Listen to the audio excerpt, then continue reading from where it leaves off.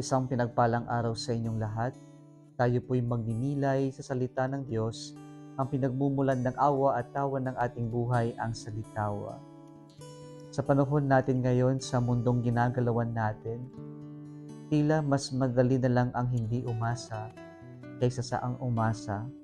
Bakit? Kasi masyadong tayong napuno sa napakaraming cruelties, napakaraming kwento ng pang-aabuso, napakaraming kwento ng hindi pagkakapantay-pantay, napakaraming kwento ng kasamaan, ng pagmamaltrato, o kaya naman ng pagkasuwi, kwento ng kalungkutan, kwento ng hiwalayan, kwento ng pag-aaway-away. Kaya ba sa mga kwentong ito, sa mga nasasaksihan natin sa ating paligid, parang mas madali na lang ang hindi umasa kaysa sa ang umasa. Mga kapatid, sa buong linggong ito, ating pinagnilayan ang kwento ng muling pagkabuhay ng Diyos. Hindi lamang ito kwento, hindi lamang ito pangyayari, at hindi lang natin ito inaalala, kundi ito'y ating sinasariwa at ating muling nararanasan at muling nararamdaman. Muling nararanasan at nararamdaman. Kaya po sa ating ebanghelyo ngayon na kadalasan tinatawag na longer ending ng ebanghelyo ni San Marcos, kung saan marami sa mga commentators ng scriptures ang nagsabing hindi si Marcos ang nagsulat, pero dinagdag na lamang ito. Pero sa kabila nito ay makikita natin na ito yung napakagandang ending ng ebanghelyo ni San Marcos at ng ating unang linggo ng muling pagkabuhay ng Panginoon. Sapagkat ito'y summaries ng pagpapakita ng Panginoon na muling nabuhay kay Mary Magdalene, sa dalawang disciples na papunta sa Emmaus, sa mga alagad, at sa mga hindi naniniwala.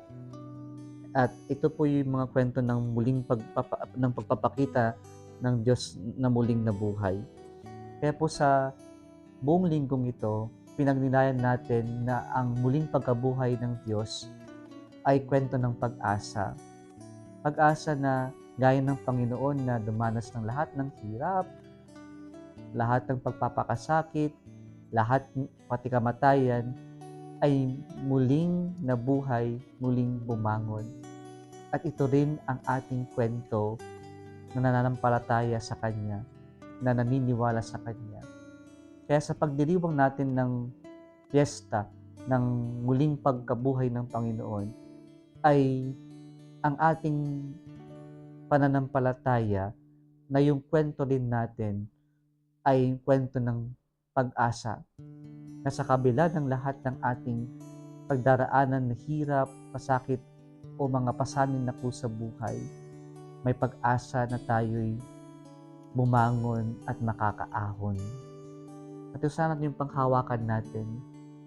At habang ating ipinagdiriwang ang piyesta na ito, atin din pong binabalikan ng mga kwento ng mga alagad, ng mga hindi naniwala agad, subalit kalaunan ay napuno ng pananampalataya, ng pag-asa, kaya sila'y naging mga saksi ng ating pananampalataya, ng mabuting balita ng Diyos natin ay muling nabuhay at buhay na buhay. At ito yung ating mission ngayon sa pagtatapos ng unang linggo ng